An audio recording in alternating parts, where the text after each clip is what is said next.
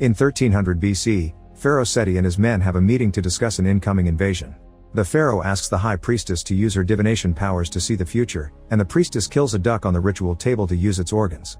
The resulting prophecy says that a person will be saved in the war and soon become a leader. It will either be General Moses or Prince Ramses, as they are in charge of the attack that will overthrow the Hittites at Kadesh.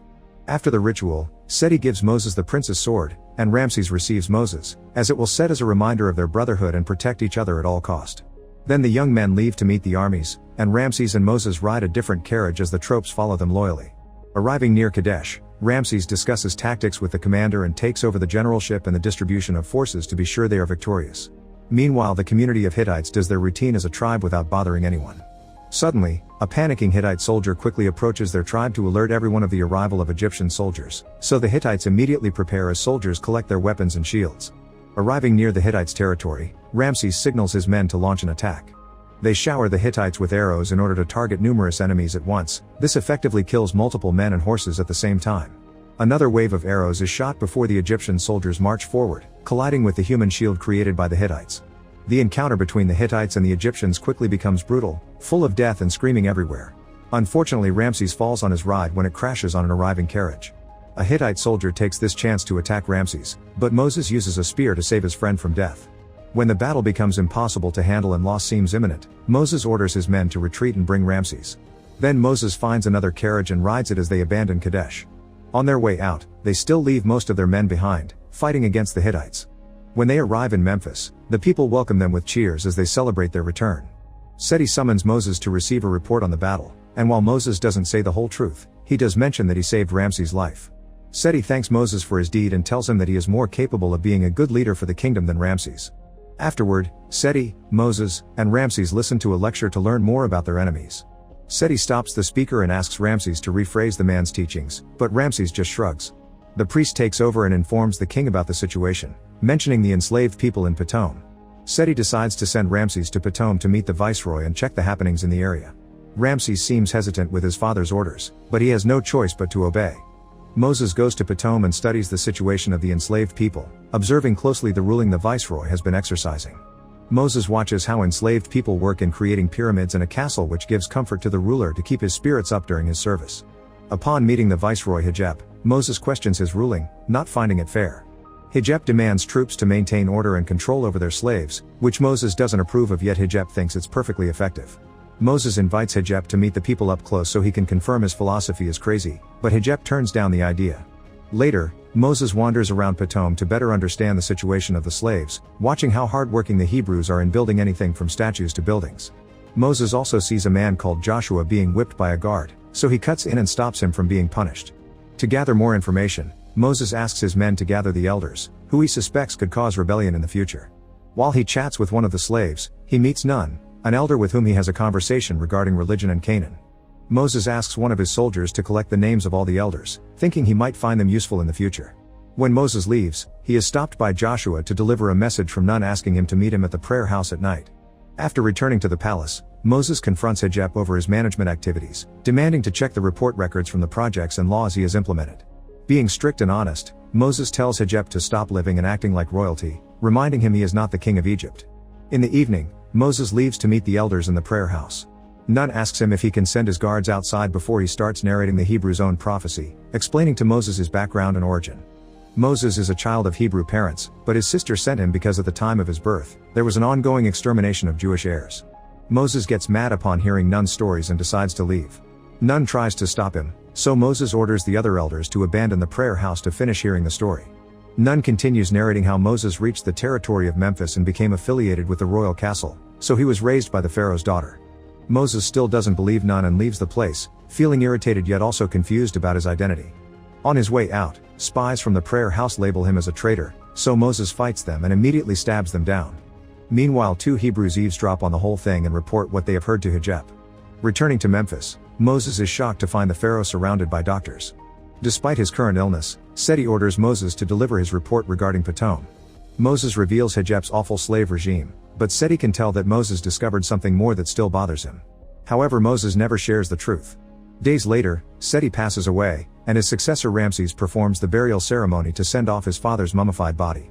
Then Ramses takes over his father's throne. Sometime later, while Ramses and Moses together the advisors and generals discuss the king's plans, Hijab arrives with an important message, but first he asks for privacy. Ramses asks everyone to leave the room and Hijab proceeds to explain Moses' real heritage. After Hijab leaves, Ramses and Moses have a confrontation about Moses' secret. The king summons Seti's daughter Bithiah and Moses' blood sister Miriam to ask for the full story, but they both keep the secret and swear Moses is Bithiah's boy. Furious, Ramses threatens to hurt Miriam if Moses keeps on lying, so Moses surrenders and finally confesses the truth, for which he's sent to jail. The queen advises Ramses to kill Moses, but Ramses still has doubts and sends Moses to exile instead. On his way out, Moses pleads with the guard to let him talk to Bithiah and Miriam. Now that they're alone, Miriam finally admits the story is true and gives Moses the bracelet she removed from his hand when he was a child to protect him. For the following days, Moses struggles to survive in the desert because of the lack of food and the melting heat. Eventually he finds his sword hidden on the horse's back, but when the horse dies, Moses has no choice but to stop his wandering to decide how to proceed. While he's resting, two enemies pass by and decide to attack him. They try killing him with their swords, but Moses is still the best warrior in the land and defeats them both. Taking the enemy's horses and supplies, Moses continues his journey by traveling across the desert until he reaches the Red Sea. He notices a group of women retrieving water that is pushed away by a group of goat shepherds, demanding water for them first. Moses immediately cuts in and shows them his sword, causing the men to back off and send their goats away from the water pump. Zipporah is very thankful for his help and invites Moses to their community to eat and rest. Zipporah's father interrogates Moses, but he doesn't share his story or his troubles just in case. At first Moses intends to just stop temporarily, but the longer he stays there, the more he likes it. In the end, Moses becomes a shepherd too, and he and Zipporah develop a romantic relationship that results in marriage. 9 years later, Ramses orders his men to build his tomb and palace, and hundreds of slaves are brought to Memphis for the task. Ramses demands the project to be done as fast as possible, disregarding the problems such speed may entail. Meanwhile Moses plays with his son Gershom and they discuss the legend of God's mountain. Moses never believed in such superstitions, which confuses the kid because the rest of the family is very devoted to their God. Later, Gershom tells Zipporah about his father's claims, which makes her confront Moses to discuss the education of their kid while he's out with his herd.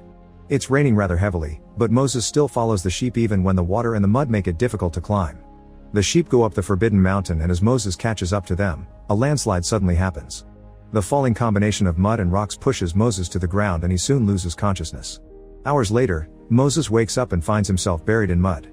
Suddenly, he hears someone calling his name and notices a mysterious blue flame burning a few meters away from him. Then a child called Malak appears and while he makes a little pile of rocks, he reminds Moses that he is a general. He asks him to become a leader again and check on his people, who are having trouble. After the boy disappears, Moses is swallowed by the dirt. Sometime later, Moses wakes up at home after being rescued by Zipporah, who is attending to his wounds and broken leg. Moses tells her what he saw in the mountain, believing it to be a message from God. Zipporah doesn't believe him and says it's a delusional effect of his accident, so Moses has no choice but to tell her the whole truth about his past. Zipporah still thinks it's the pain talking and tells him to rest. When Moses recovers and tries to spend time with Gershom, he finds him making the same pile of rocks he saw on the mountain, and suddenly the kid gains Malak's face.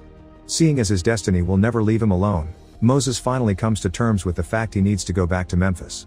After preparing his horse and sword, Moses asks Gershom and Zipporah's permission, but both get mad at him for his decision, feeling like they're being abandoned. As soon as Moses arrives in Pithom, he sees slaves getting burned day and night. He looks for the prayer house and finds Nun, Joshua, and a group of people who seem to be his blood relatives, including his brother. Meanwhile Ramses wakes up in the middle of the night feeling restless. He checks on his wife and his son before going to the horse, where Moses ambushes him and demands he frees the slaves or there will be consequences, saying he's been sent by God before leaving. The next day, Ramses announces Moses has lost his mind and orders his men to kill him and his family. Moses had said he isn't here for the throne, but Ramses still feels threatened by the prophecy. A whole army of Egyptian soldiers attacks Pithom to locate Moses, but everyone protects him and they don't tell the soldiers where Moses is. Meanwhile Moses and his family hide underground to stay safe. Frustrated over the lack of progress, Ramses chooses to kill random Hebrew families until Moses shows himself. This move finally convinces slaves to join the army that will fight Ramses and his soldiers. Every day, the slaves work hard to make weapons and get ready to fight, but they also have to watch how more and more families get killed. Moses trains everyone on combat, archery, horse riding, and battle strategies so they are ready for anything Ramses may throw at them. Their first move will be to eliminate the Egyptian resources, which they achieve by spilling oil around the area to set an arson. As part of the city burns, the Hebrews take the chance to attack the Egyptians, burning their boats. Unfortunately, Ramses retaliates by sending his soldiers to burn the slaves' homes. Sometime later, Moses talks to Malak to discuss their next move. Malak thinks things are going too slow, so he tells Moses to rest while he takes some action in the form of 10 plagues. Soon nature turns against Egypt, crocodiles attack Egyptian boats, and the Nile River turns absolutely red with blood, which kills all the fish and the plants. The second plague consists of hundreds of frogs suddenly taking over the city, especially the royal palace. The third is an invasion of lice and gnats that bring a bad smell and make everything dirty, not to mention their attack on the food. The fourth plague fills the city with flies that bring skin diseases to the citizens and even start affecting Ramses too. It also kills the crops. The Hebrews send a message to Ramses, saying he must free them or the plagues will get worse. However, this only angers Ramses and he makes the slaves work even more. Moses tries to talk to God, wondering who exactly is being punished considering the slaves are suffering as well. The next plague is a pestilence of livestock, which starts killing big animals like the cows that provide milk and the royal horses. Hunger becomes an extremely severe problem, yet Ramses keeps on killing Hebrews as punishment. Another plague is the appearance of boils on everyone's skin. The seventh plague is a thunderstorm of hail that even brings a hurricane near the area. Moses is feeling frustrated with God and his choices, but Malak is far from gone. The eighth plague sends a bunch of locusts that cover the whole city and ruin the remaining crops. Ramses' advisors warn him that people are hungry, but Ramses refuses to share his own provisions. The citizens try to enter the castle to steal food, yet Ramses sends his soldiers to kill them in a horrible massacre. Ramses' royal assistants are starting to turn against him and leave the castle. Afterward, a bolt of lightning hits the city and leaves it in darkness, which is the ninth plague. Desperate, Ramses goes to pray to his own gods and challenges Moses' deity, threatening to kill every Hebrew child. Meanwhile, Moses meets with Malak, demanding things to stop because Hebrews are suffering too. Malak refuses because kings that think of themselves as gods deserve to be punished. Then Malak tells Moses about Ramses' threat and shares his idea for the 10th plague, which Moses absolutely hates. As the plague of darkness finally goes away, Moses goes to Ramses' palace to inform him that if he doesn't let the slaves go before sunset, something terrible will happen to his child. Afterward, Moses goes to see his allies and orders them to kill a lamb to mark their doors using its blood. This will keep them safe from the 10th plague. The Hebrews do as Moses says and go to bed in peace, but Ramses is nervous and sits next to his son all night. At midnight, a mysterious darkness covers the city, and one by one every Egyptian child slowly loses their breath once it passes through their bodies. Ramses checks on his son and is devastated to see he's dead as well. The next day, Ramses and his soldiers go to Moses to show his dead baby and call Moses God a child murderer. However, Moses informs him no Hebrew kid died, proving he's on the side of the right God. A furious Ramses refuses to accept this and kicks all the Hebrews out of Egypt. While the Hebrew community finally leaves the slave days behind, Ramses and his wife say goodbye to his son. His grief makes him decide he'll follow the Hebrews and kill them all to get revenge. Meanwhile, Moses guides the Hebrews through the desert in the direction of the Red Sea. The people are tired, but Moses pushes them to walk because they won't be safe until they cross the sea. When they hear Ramses and his men are coming after them, Moses chooses to go through the highlands to stop the chariots from following them quickly. Sometime later, they find a fork in the road, and Moses asks for Malak's help, but Malak never answers his prayers. Disappointed, Moses chooses what he feels is right. Eventually, the Hebrews reach the Red Sea up front instead of around it, and Moses refuses to accept he was wrong, so he tells his people this is just a break to rest. However, when he's alone, Moses tells God he's failed everyone and throws his sword into the sea. Minutes later, a falling light enters the water. The next morning, the Hebrews find lots of birds flying above them and the sword floating on the surface. When Moses grabs it, the waters behave strangely, and Moses realizes this is the right moment to cross. The people are scared, but Moses convinces them to believe with a heartful speech. As the waters move to allow the Hebrews to pass, Ramses orders his chariots to hurry, causing them to go too fast on the mountains and many of them fall in the way. A landslide also kills many soldiers, so Ramses allows half his army to go back. The Hebrews finish crossing the sea, so by the time Ramses and his men arrive, the waters are returning to their original place. Ramses' men run away, but many of them still are drowned by the waves. Only Ramses stays, and Moses comes back to confront him, but before they can clash their swords, the sea takes them both and the rest of the Egyptian soldiers. Moments later, Moses and Ramses appear on opposite shores. While Moses talks to his people, Ramses finds his entire army dead and realizes he isn't so powerful anymore. A few days later, Moses guides the Hebrews to his home and he reunites with Gershom and Zipporah, who receive him warmly.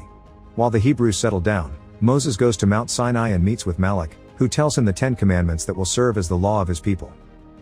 Make sure to subscribe and turn on notifications so you can watch more videos like this. Thanks for watching.